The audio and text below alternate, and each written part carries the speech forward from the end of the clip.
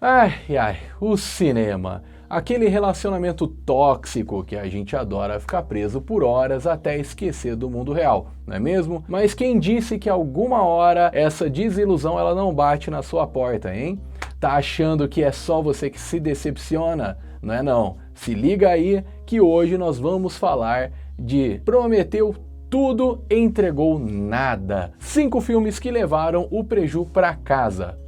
Fala galera, tudo bem? Bruno Benetti aqui, e o que tava flop ainda vai virar pop. Vamos conversar de fracasso, certo? Porque não existe sucesso sem os errinhos ali no meio. Então a gente vai combinar o quê? Que os 5 destaques dos vídeos de hoje, eles poderiam ser bem melhores se os produtores da Disney tivessem olhado as nossas dicas por aqui. E como não olharam, nós mesmos aproveitamos o erro desses filmes para levar algumas lições da vida. Coisa boa, né? Que é aprender com o erro alheio e ainda palpitar, não é? Mas vamos lá, sem mais delongas, em quinto lugar, O Planeta do Tesouro.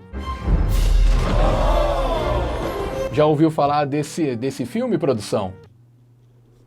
Não, né? É que no caso a produção sou eu, tá? Eu que tô me filmando, eu que tô aqui. Mas eu duvido que você quer saber do que se trata, e eu já te conto o porquê disso tudo. Mas antes, considera se inscrever aqui no canal se você estiver à vontade por aqui. Eu até separei um cafezinho com biscoito para te deixar bem à vontade e dar um like. Não tem café com biscoito aqui não, cadê minha produção que não trouxe isso? Devia trazer, né? É que no caso a produção sou eu, tá? Eu que tô me filmando, eu que tô aqui. Basicamente, o filme é um sucesso por ser um fracasso caríssimo de bilheteria da Disney, mas poucas pessoas realmente viram ou se lembram dele, apesar de trazer uma estética bem interessante e inovadora para a época, que de certa forma até influenciou aquele estilo de steampunk em 2002 e em diante. O Planeta do Tesouro, ele se atrapalhou nos elementos narrativos, então a história, o que ela conta? A história é sobre um adolescente em busca de um tesouro que foi escondido por um antigo pirata. Um dos motivos para o longa não ter alcançado a repercussão desejada foi o investimento alto que custou para eles misturarem 2 estilos de animação, 2D e 3D, cerca de 140 milhões de dólares, que tornou a animação em uma das mais caras e mais produzidas, só que ainda não foi o suficiente para tornar impopular entre a nossa audiência, trazendo o que? Um prejuízo de 70 milhões de dólares, nem a metade dos custos iniciais. A adaptação dos diretores John Musker e Ron Clements optou por substituir os oceanos, que eram o pano de fundo da jornada do herói, pelo espaço.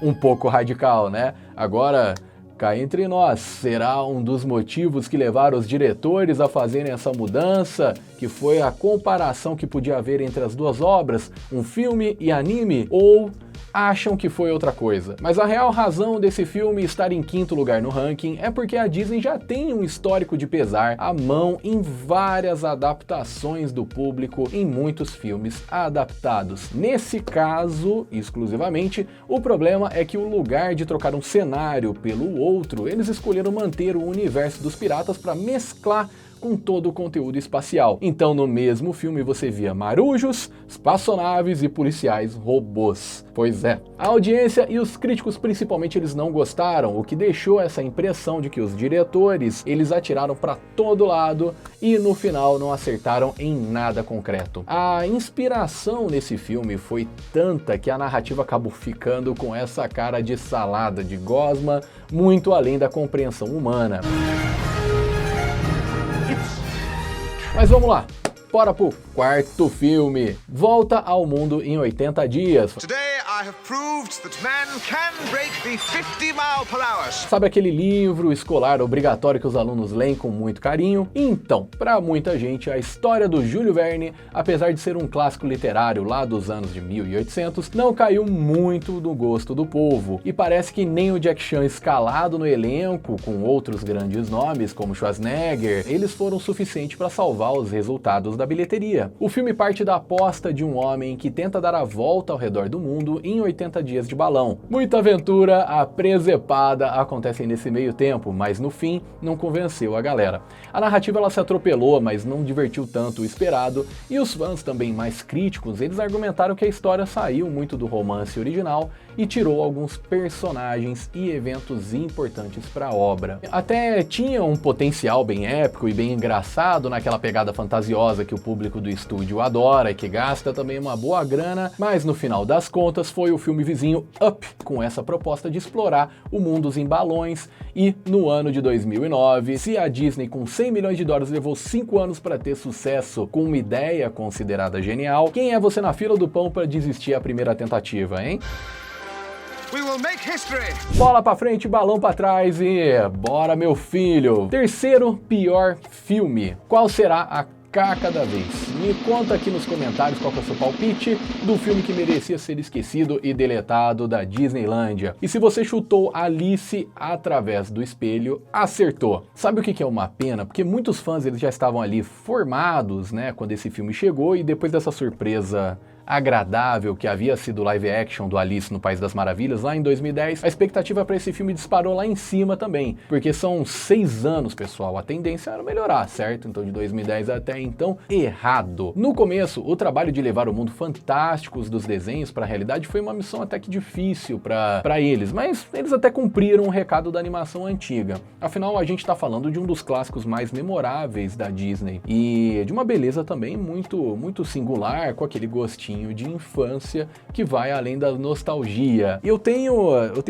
uma certeza que se você assistisse o desenho de novo como adulto, você ia notar o que eu tô dizendo. Nós temos umas cargas de simbolismo muito rica nessa obra, só que a continuação do remake deu uma descarga nas particularidades da história, tanto na animação quanto na live action inicial. Isso tudo porque, pra gente começar, o diretor do filme já não era mais o mesmo antes. Trocaram o Tim Burton pelo James Robin, e quando você faz essas trocas no meio do projeto é bem enroscado. E vamos combinar também que já tava a cara do Tim Burton, aquela ambientação meio macabra, que foi criada em 2010. O fato do Johnny Depp estar meio desestabilizado na carreira, aquela situação que a gente já sabe o que aconteceu, também não contribuiu muito pro sucesso da continuação, que gerou um prejuízo de quanto? 70 milhões de dólares para o estúdio. É você!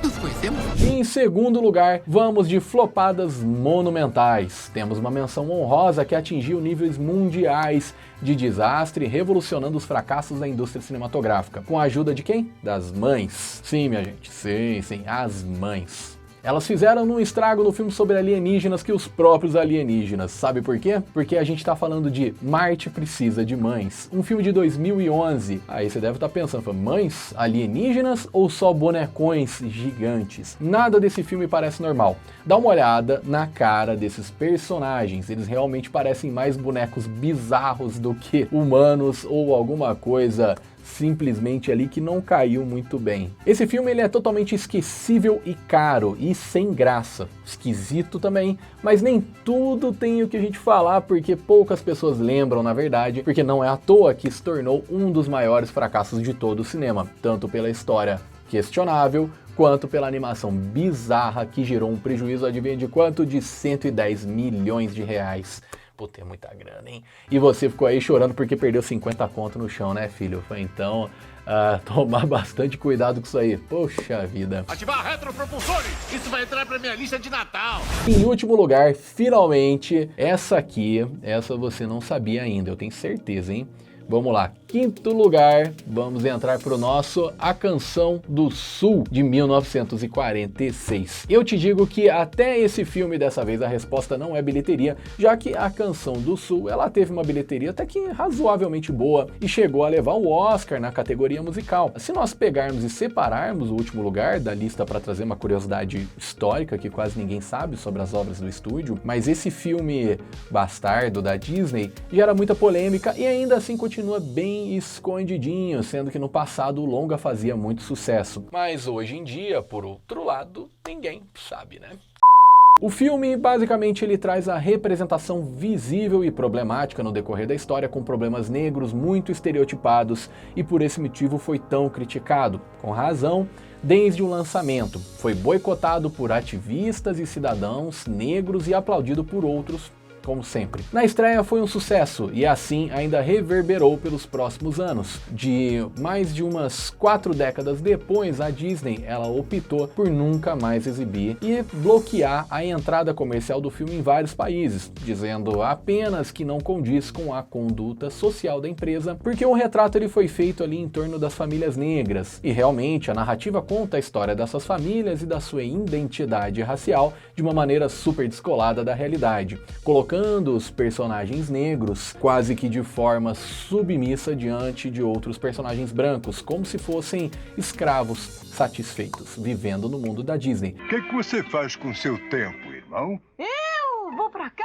e vou pra lá. Mas e aí, meu povo, me fala agora, qual que é o pior filme já produzido pelo estúdio? Tá aí na lista ou não tá? Conta pra gente aqui nos comentários se existe outro pior do que esses que eu comentei agora há pouco, e não esquece de acompanhar o canal do YouTube, hein? Beleza? Vamos se inscrever, dá uma curtida, que vai ter muito mais vídeos assim como esse por aqui. Valeu, obrigado, um abraço e até a próxima!